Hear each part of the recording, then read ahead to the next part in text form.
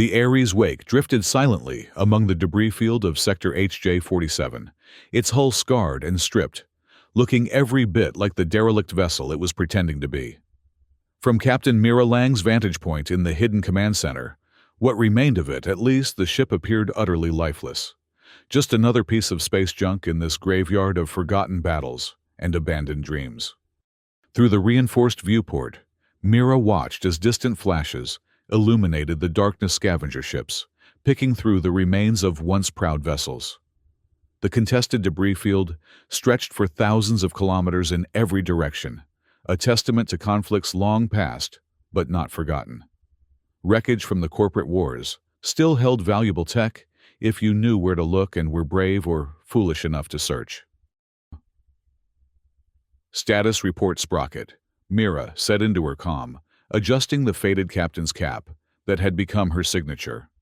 Her dark hair was pulled back in a practical braid, exposing the scar that ran along her jawline, a souvenir from her days in the Starfleet, before she'd chosen freedom over following orders. Power cells at 17% cap, came the cheerful voice of Theo Sprocket Reyes. Life support's minimal, but stable. External sensors show 3 scavenger vessels in our quadrant, but they're focused on that old hegemony battleship about 2 clicks to port. Oh, and we've got one more bit of good news: the stealth matrix is working like a charm.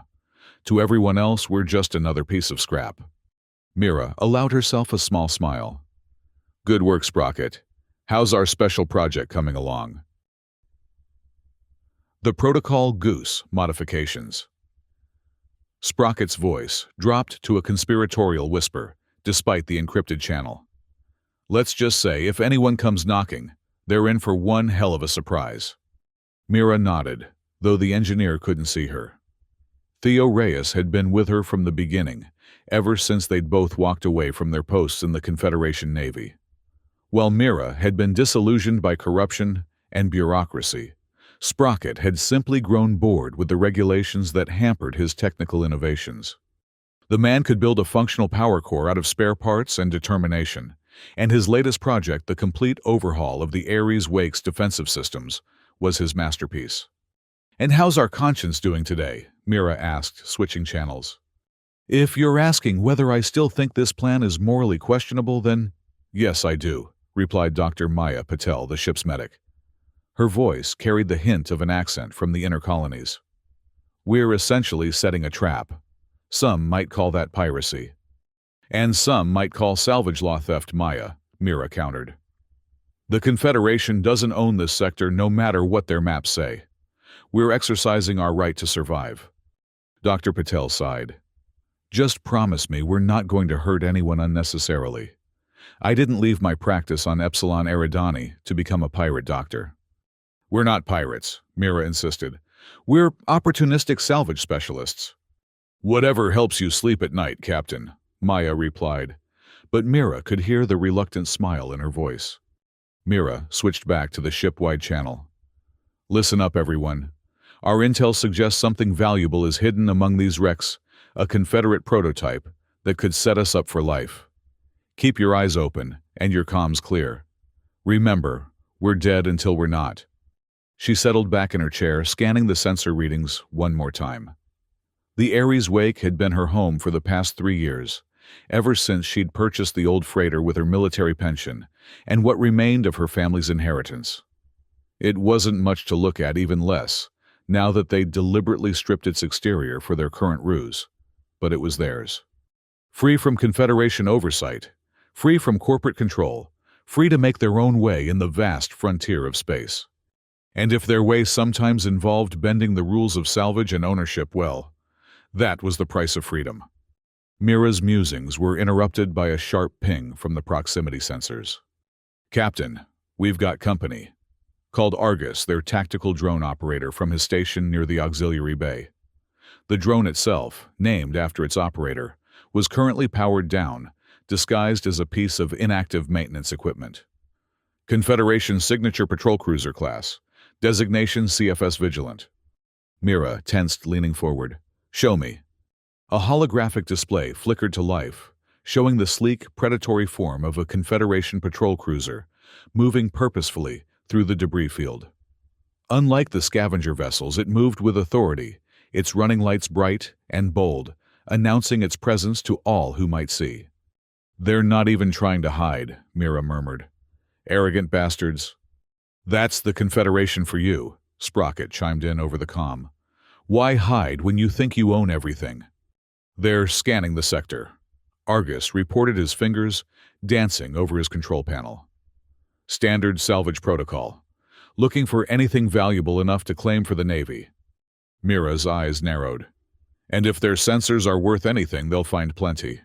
Including us." "Should we power up, make a run for it?" asked Raj Kumar, their navigator, from his position on the bridge. "Negative," Mira replied firmly. "We stick to the plan.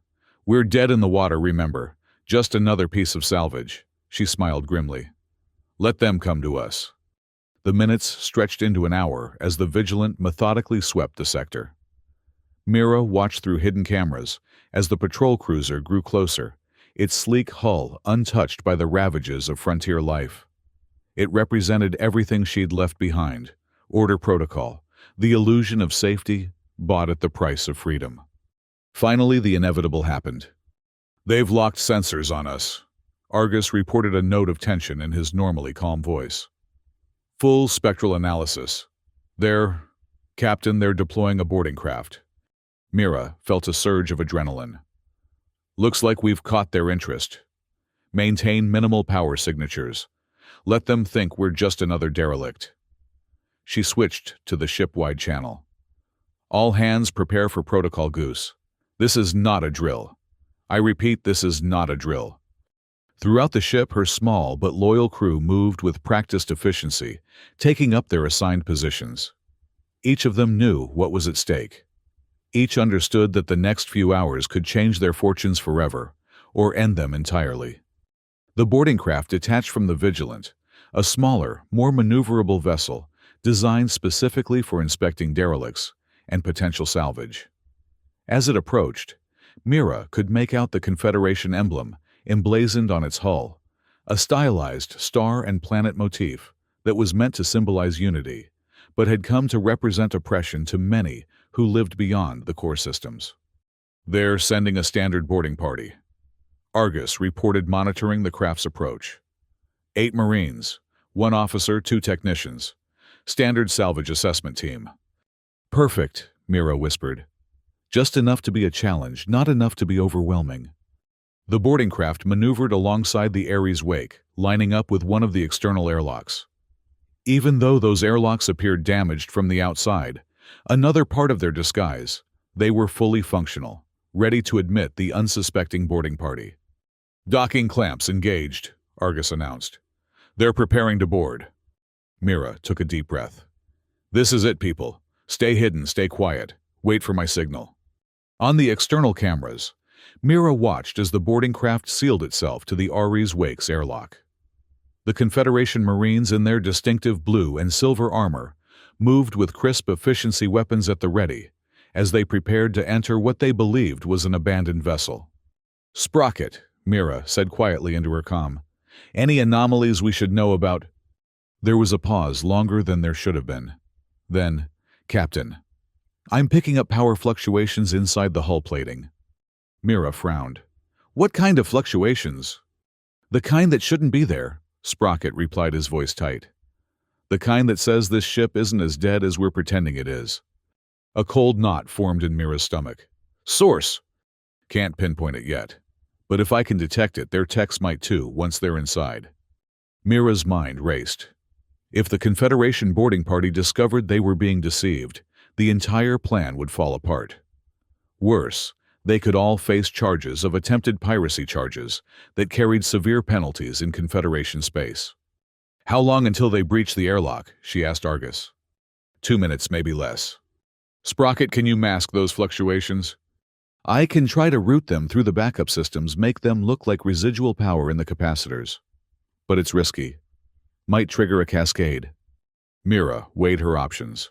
Risk detection, or risk a power surge that could expose them anyway. "Do it," she decided. "Better to control the situation than let them discover it on their own." "Aye, Captain, rerouting now." Mira returned her attention to the monitors. The boarding party had finished their preparations and were now cutting through the external airlock, a standard procedure for entering vessels that might not have working mechanisms. "All hands," she said into the ship-wide comm. "Accelerate Protocol Goose. I repeat, accelerate Protocol Goose. We may have less time than anticipated." Throughout the Ares wake, her crew responded, making final adjustments to their trap. In the cargo hold, Dr. Maya Patel finished concealing her medical equipment behind false panels, then took her position behind a stack of empty crates. Though she had reservations about their plan, she was still part of this crew, this family, and would see it through. Near the auxiliary bay, Argus powered up his namesake drone, a sleek, matte black machine designed for zero-G tactical operations. The drone, disguised as damaged equipment, would remain dormant until activated its weapon systems, hidden beneath panels that mimicked hull damage. On the bridge, Navigator Raj Kumar and Communications Officer Zara Wells completed final checks on the ship's navigation and communication systems, ensuring they could be brought online instantly when needed. And deep in the engineering section, Sprocket worked his magic fingers, flying over control panels as he attempted to mask the telltale power fluctuations, while simultaneously preparing the ship's systems for sudden reactivation. Mira felt the familiar tension of pre-mission anticipation, a feeling she'd known well during her days in the Starfleet. But this was different. This wasn't about following orders or advancing some political agenda. This was about survival, about securing a future for herself and her crew in a universe that seemed determined to grind them down. "Airlock breach in progress," Argus reported. "They're coming through." On the monitors, Mira watched as the Confederation Marines cut through the final section of the airlock door, creating an opening large enough to admit them. The lead Marine weapon raised entered first, followed by the others in a practiced formation that spoke of their training and discipline. "They're in," she whispered. "Now we wait." The boarding party moved through the Ares Wake's corridors with cautious efficiency, their helmet lights cutting through the darkness. They communicated in terse professional phrases, completely unaware that their every move was being monitored by hidden cameras. "Command, this is Lieutenant Kell." The lead officer reported, his voice picked up by the Ares Wake's passive audio sensors. "Initial assessment shows the vessel to be a modified Orion-class freighter, heavily damaged and stripped for parts. No life signs detected. Proceeding with salvage evaluation." The response from the Vigilant was faint but audible. "Copy that, Lieutenant. Standard sweep pattern. Tag anything of value." "Roger that. Moving to Section 2 now." Mira listened with growing tension as the boarding party made their way deeper into her ship. They were thorough, she had to give them that. Each compartment was checked and logged, each potential piece of salvage noted in their records. "They're approaching the cargo hold," she informed Dr. Patel. "Stay low." "Understood," came the quiet reply. Minutes stretched as the Marines continued their sweep. Mira could feel sweat beading on her forehead despite the cool temperature of the command center. Everything hinged on timing, letting the boarding party get deep enough into the ship that they couldn't easily retreat, but not giving them enough time to discover any of the carefully hidden crew or functioning systems. "Sprocket," she whispered, "status on those fluctuations." "Masked for now," came the strained reply. "But it's not stable. We need to move soon, Captain." Mira nodded to herself. "Everyone be ready. On my mark, we—" She was cut off by a sudden exclamation from one of the Confederation technicians. "Sir, I'm picking up an energy signature. It's faint, but it's there. This ship isn't completely dead." The lieutenant's voice sharpened. "Source?" "Can't pinpoint it. It's like it's coming from the hull itself." "Could be residual charge in the capacitors," another technician suggested. "These old freighters sometimes hold power for years after decommissioning." "Or it could be something else," the lieutenant said, his tone suspicious. "Expand the scan. Check for life signs again." Mira's heart raced. They were running out of time. "Sprocket," she hissed. "Status." "They've detected the fluctuations," he confirmed. "If they run a targeted scan, they'll find us for sure." Mira made her decision. All hands execute Protocol Goose now. Throughout the Ares wake, hidden systems suddenly sprang to life. Emergency lights flashed on, bathing the corridors in pulsing red. The ship's engines, dormant, but never truly dead, began to hum with building power. And most dramatically, sections of the hull that had appeared damaged began to shift, panels sliding aside to reveal concealed weapon systems, modest by military standards, but more than enough to surprise an unsuspecting boarding party.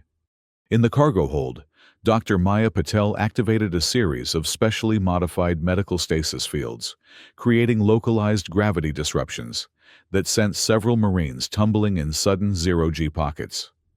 Near the auxiliary bay, Argus activated his drone, the sleek machine detaching from its hiding place, to zoom through the corridors with lethal precision. On the bridge, Raj and Zara brought the ship's navigation and communication systems online, immediately jamming the Confederation frequencies with bursts of encrypted pirate broadcasts, signals designed to create maximum confusion. And in engineering, Sprocket threw switches and rerouted power-breathing life back into a vessel that had only been playing dead. The Confederation boarding party reacted with professional alarm, but they were already at a disadvantage, scattered throughout the ship, caught by surprise, and suddenly finding themselves in an environment that had transformed from derelict to deadly in seconds. "What the hell is happening?" the lieutenant shouted, his voice picked up by the ship's now active internal comms. "Command, we have a situation. The ship is active. Repeat, the ship is..." His transmission cut off as Zara's jamming took full effect. Mira allowed herself a grim smile as she watched the chaos unfold on the monitors. Now came the dangerous part. Argus neutralized their communications. Sprocket, get those engines hot. Raj, plot us a course out of the debris field. Maya, prepare for possible casualties. She paused, then added, "Our own, not theirs, if we can help it." "And what will you be doing, Captain?" Sprocket asked. Mira checked the charge on her sidearm, a reliable old plasma pistol that had served her well in countless scrapes. "I'm going to pay a visit to our guests. Make sure they understand the change in circumstances." She moved swiftly through the ship's secret passages, narrow maintenance corridors that didn't appear on any official schematics. The Ares wake had been extensively modified over the years, transformed from a simple freighter into something unique, a vessel that could play dead one moment and fight like hell the next. As she approached the central corridor, where most of the boarding party had gathered to regroup, she could hear their confused communications. "Lost contact with the Vigilant. Weapons active but non-lethal settings only." "What the hell kind of ship is this?" Mira paused at a junction, peering around the corner. 4 Marines stood in defensive formation, their weapons trained on the surrounding doors. They were good, she had to admit. Even caught by surprise, they'd fallen back on their training, establishing a defensive perimeter while they assessed the situation. But they weren't prepared for what came next. Sprocket's voice came through her earpiece. "Ready for the surprise package, Captain." "Do it," she confirmed. A series of modified welding torches concealed in the corridor's ceiling panels suddenly activated, producing blinding flashes of light that momentarily overloaded the Marines' helmet visors. Simultaneously, the ship's artificial gravity fluctuated wildly, sending the disoriented soldiers floating briefly before slamming them back to the deck. Mira used the confusion to make her move, darting into the corridor with her weapon raised. "Weapons down, gentlemen!" she called out, her voice amplified by the ship's speakers. "This doesn't have to get unpleasant." The Marines, to their credit, recovered quickly, bringing their weapons to bear on the new threat. "Identify yourself," demanded one, clearly the ranking NCO of the group. Mira smiled coldly. "Captain Mira Lang, rightful owner of this vessel, the Ares Wake, and you are currently trespassing." "This ship was designated salvage," the NCO shot back. "Confederation protocol." "I don't give a damn about Confederation protocol," Mira interrupted. "This is my ship in neutral territory. You have no jurisdiction here."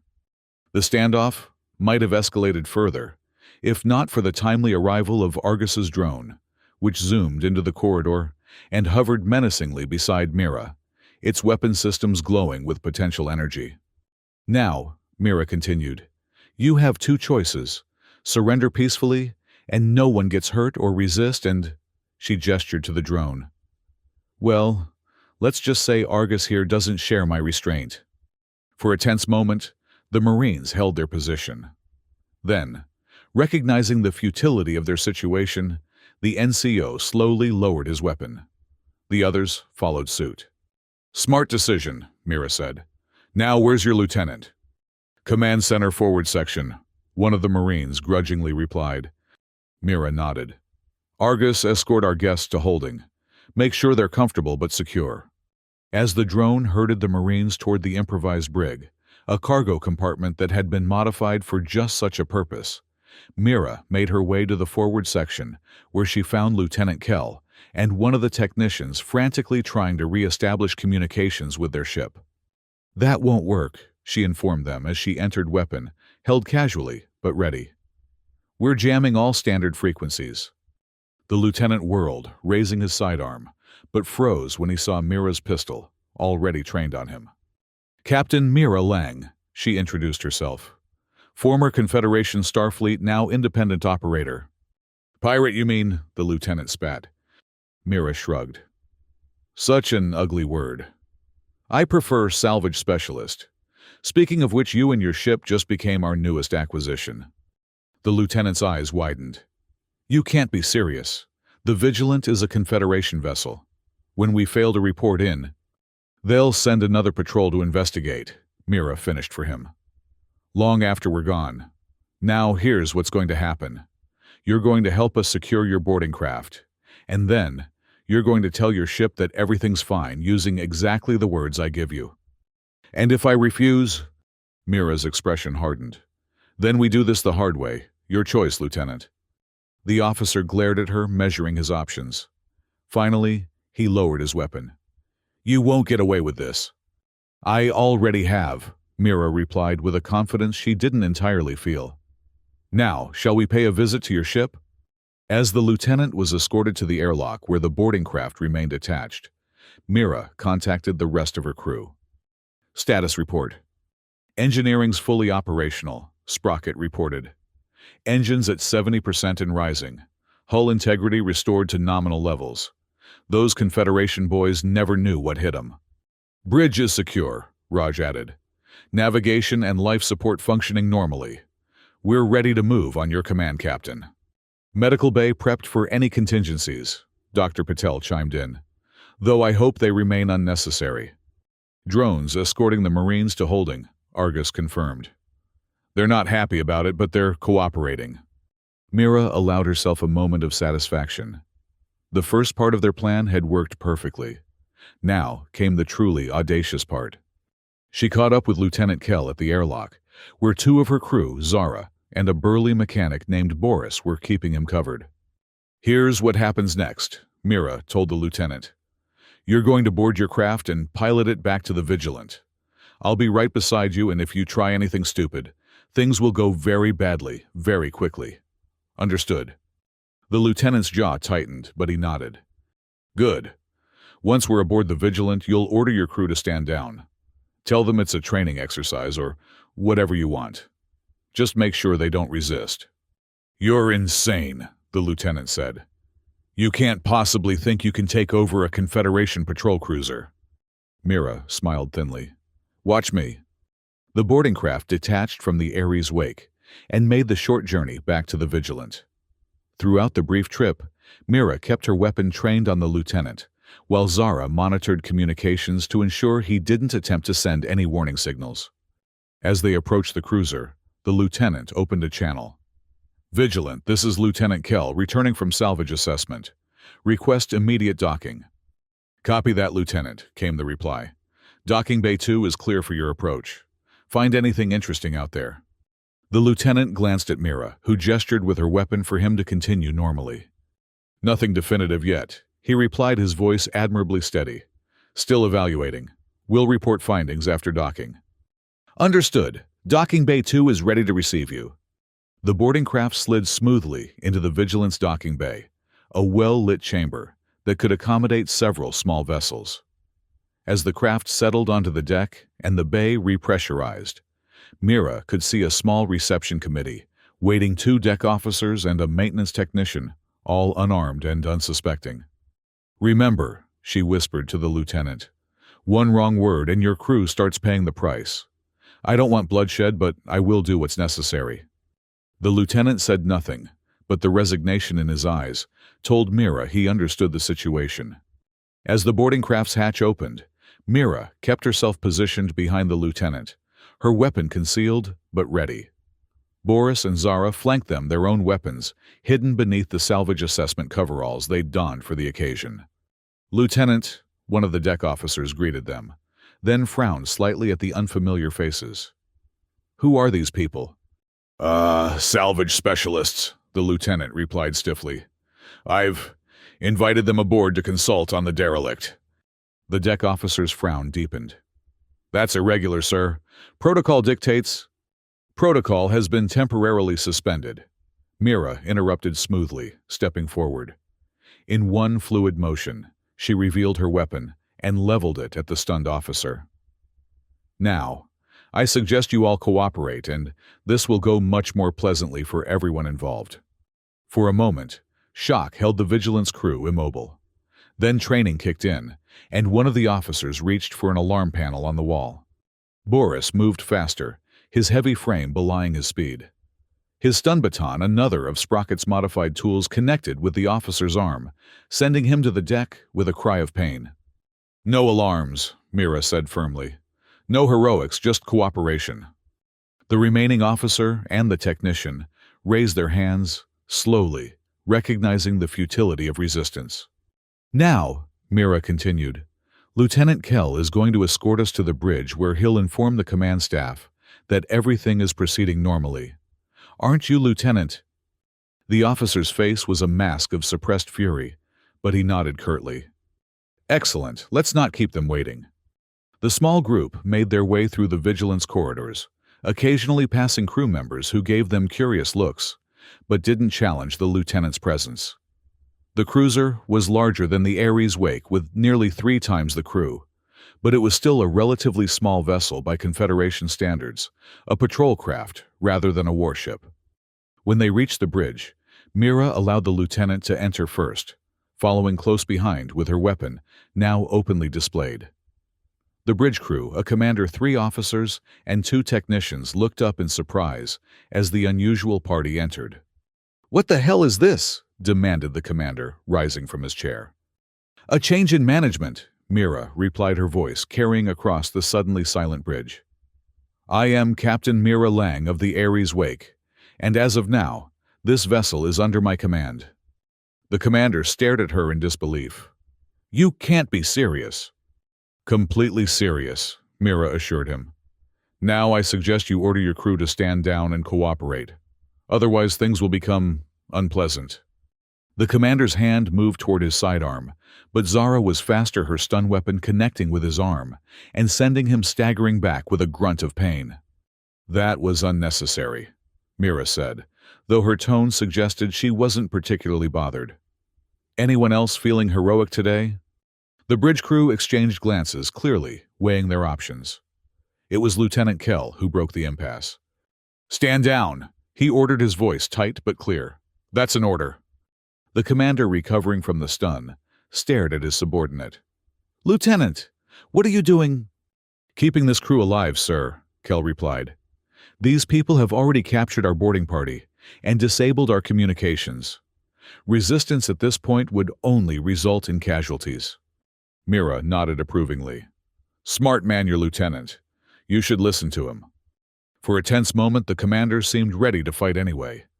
Then slowly, he relaxed his posture. "What do you want?" "For starters, access to your ship's systems and control of your crew," Mira replied. "Beyond that, well, we'll discuss terms once the situation is fully secured." She activated her comm. "Sprocket, how are we doing?" "Ares Wake is fully operational, Captain," came the engineer's jubilant reply. "Ready to rendezvous with the Vigilant on your command." "Excellent. Have Raj bring her alongside, and tell Argus to prep the rest of the team. Phase 2 is a go." While Boris and Zara kept the bridge crew covered, Mira accessed the Vigilance command console, quickly familiarizing herself with its systems. Though the interface was newer than what she'd used during her Starfleet days, the basic architecture remained similar enough for her to navigate. "Shipwide announcement system," she asked one of the technicians. The woman hesitantly pointed to a control panel. "That section third button from the left." Mira activated the system. "Attention crew of the CFS Vigilant. This is Captain Mira Lang. Your vessel has been commandeered by the crew of the Ares Wake. Your commanding officers have surrendered control to prevent unnecessary casualties. I advise all personnel to remain at their stations and comply with instructions. Resistance will be met with appropriate force. That is all." She deactivated the comm and turned to the commander. "Now, let's discuss how this is going to work." Over the next hour, the Ares Wake maneuvered alongside the Vigilant, and Mira's crew efficiently transferred between the vessels. Key systems were secured, the Confederation crew was confined to designated areas, and a thorough inventory of the cruiser's resources began. In the Vigilant's medical bay, Dr. Maya Patel examined the few minor injuries that had occurred during the takeover, treating both crews with equal care, despite the glares from the Confederation personnel. "This isn't what I signed up for," she told Mira privately, as they discussed the situation. "Taking over a Confederation vessel. We've crossed a line, Mira." "We crossed that line the moment we left Confederation space," Mira replied. "They don't leave many options for people like us, Maya. It's submit to their authority or make your own way. There's a difference between independence and piracy." Mira sighed. "Look around you. This ship has medical equipment you've been dreaming of for years. Supplies that could save our lives when the need arises. Are you telling me you'd rather we left it all behind?" Maya's expression was troubled, but she didn't argue further. "Just promise me we're not going to make a habit of this. One Confederation cruiser is more than enough trouble." "Agreed," Mira said with a smile. "One is plenty." Meanwhile, in the Vigilance engine room, Sprocket was having what he described as the best day of my entire existence. "Captain, you won't believe what I found," he exclaimed when Mira checked in. "These aren't standard Confederation engines. This is a prototype, a new phase shift drive system. It's at least 5 years ahead of anything I've ever seen. The efficiency ratings alone are... Breathe, Sprocket," Mira advised, amused, despite the seriousness of their situation. "Can you make it work for us?" "Work for us, Captain. Given a week with these schematics, I could make this baby dance between the stars. They're amazing." "You've got 3 days," Mira told him. "That's how long we can afford to stay in this sector before reinforcements might show up." Sprocket's enthusiasm didn't dim in the slightest. "3 days it is. I'll have both ships running the new configurations by then." On the bridge, Raj and Argus were working with the navigational systems, plotting courses through less traveled regions of space. The Confederation's charts were significantly more detailed than their own, offering routes and safe passages they hadn't known existed. "If these are accurate," Raj reported, "we could reach the outer rim in half the time we'd planned. There's a whole network of stable wormhole apertures that aren't on any public charts." "The Confederation keeps the best routes for themselves," Mira noted. "Not surprising, but definitely useful for us now." By the end of the day, the situation had stabilized.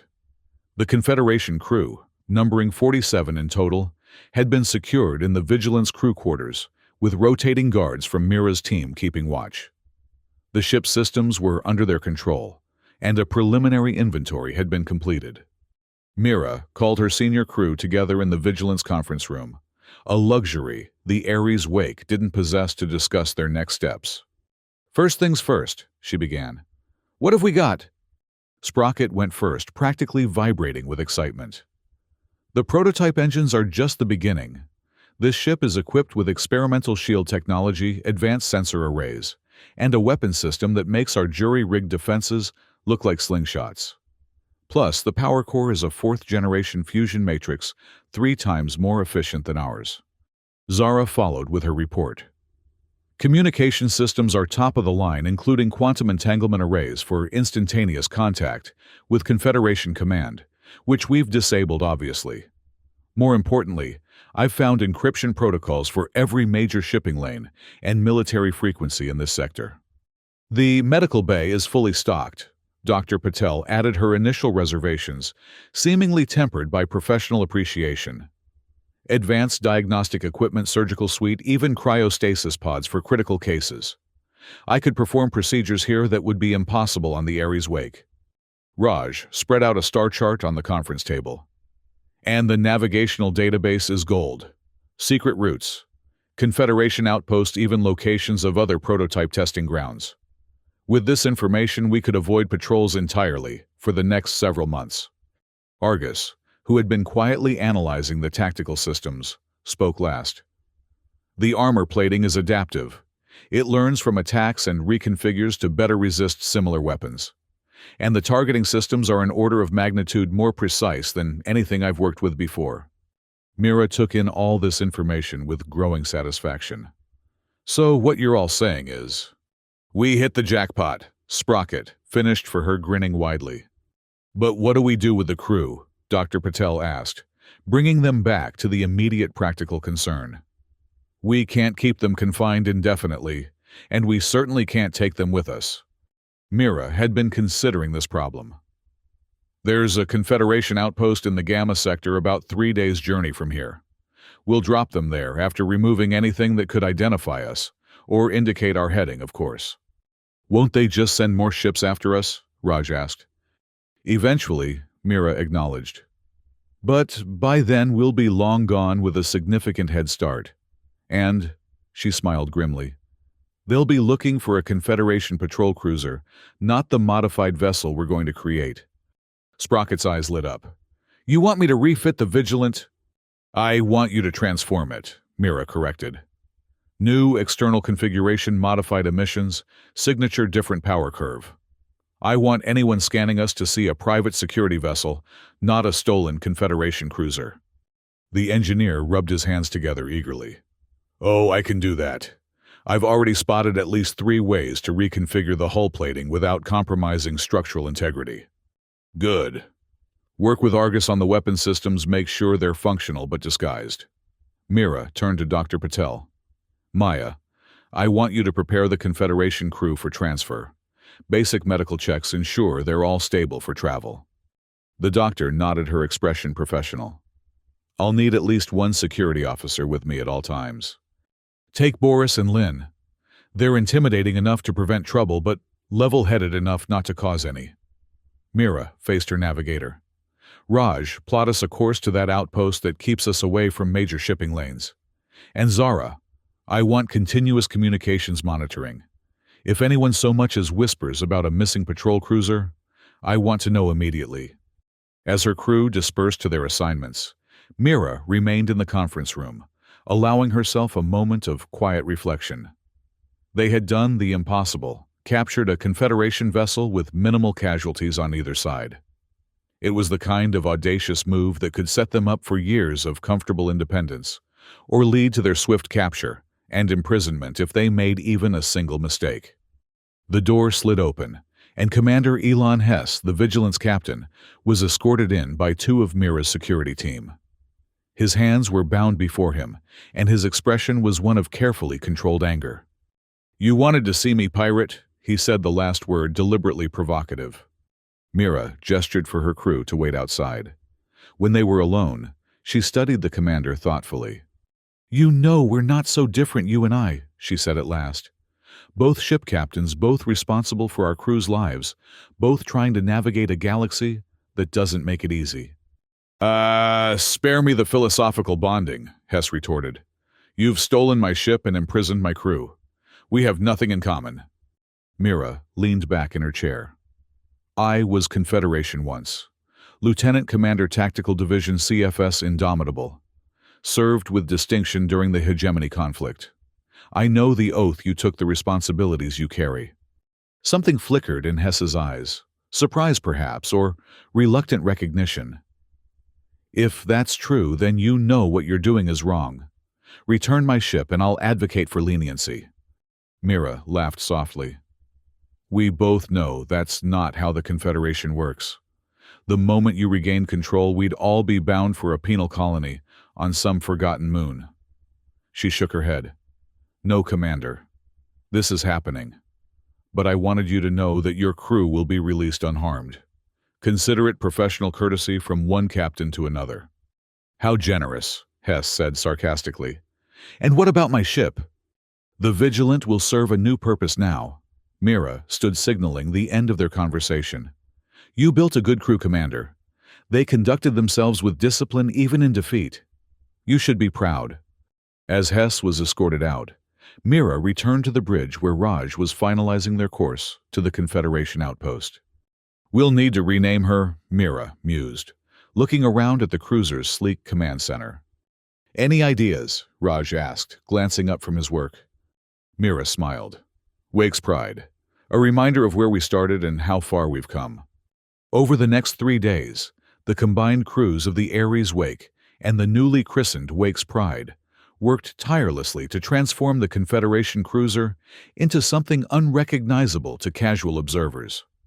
Sprocket led the effort, directing teams in reconfiguring hull plating, modifying the emission signature, and disguising the weapon systems. The Confederation crew, meanwhile, was treated firmly, but fairly. They were allowed limited movement within designated areas, received the same rations as Mira's crew, and had access to medical care when needed. Some remained hostile, but others, particularly the younger crew members, seemed almost impressed by the audacity of what Mira and her people had accomplished. On the morning of the 3rd day, as they approached the Confederation outpost in the Gamma sector, Mira gathered her senior crew for a final briefing. We'll drop out of FTL at these coordinates, Raj explained, highlighting a point on the star chart. It's about 6 hours sublight travel from the outpost, close enough that the Confederation crew can be retrieved quickly, far enough that we'll be gone before any pursuit can be organized. What about the shuttle we're using to transport them? Zara asked. Won't they be able to track its origin? Sprocket grinned. Already handled. I've modified the navigation system to show a completely different flight path. As far as they'll be able to tell, we came from the direction of the Pleiades cluster, not sector HJ47. And the Confederation crew themselves, Mira prompted. All checked and cleared for transport, Dr. Patel reported. No serious injuries, though. Commander Hess has been nursing a rather impressive bruise from his encounter with Zara's stun baton. There were a few chuckles around the table. What about security during the transfer? Argus asked. We'll be vulnerable while the shuttle is away. The shuttle will be on autopilot, Mira explained. No one from our crew will be aboard. Once it's on its way, we'll make a micro-jump to these coordinates. She indicated a point on the chart, where we'll wait until the shuttle's transponder confirms delivery. Then we're on our way to the outer rim. The plan was executed with precision. The Confederation crew, minus their weapons and communications devices, but otherwise unharmed, was loaded onto a shuttle normally used for short-range patrol missions. Commander Hess was the last to board, fixing Mira with a final glare. This isn't over, he told her. The Confederation doesn't forget those who steal from it. Then I'll be sure to give them something worth remembering, Mira replied evenly. Safe journey, Commander. As the shuttle detached and began its journey toward the outpost, the Wake's Pride and the Ares Wake, now flying in formation, made their calculated micro-jump to the waiting position. From there, they monitored the shuttle's progress until its transponder confirmed successful arrival at the Confederation outpost. That's it, Zara reported. They've been retrieved, detecting increased communications activity from the outpost. Time to disappear, Mira ordered. Raj, execute jump sequence to the outer rim coordinates. Both ships engaged their FTL drives, the Wake's Pride, with its superior prototype engines, taking the lead, the Ares Wake following in its wake. The stars stretched and blurred as they left Confederation space behind, heading toward the frontier territories, where the rule of law was more suggestion than mandate. In the days that followed, Sprocket continued his modifications to both vessels, integrating systems and enhancing capabilities. The Wake's Pride, with its more advanced technology, became the flagship of their small but formidable fleet, while the Ares wake was retrofitted with salvaged Confederation equipment to significantly improve its performance. A week after their daring escape, as they traversed an unmapped region of space, Mira received an unexpected transmission. It was heavily encrypted, coming through channels normally used by independent operators and frontier settlements. Captain Zara called from her communication station on the Wake's Pride. "You might want to see this." Mira moved to her side, examining the decrypted message on the screen.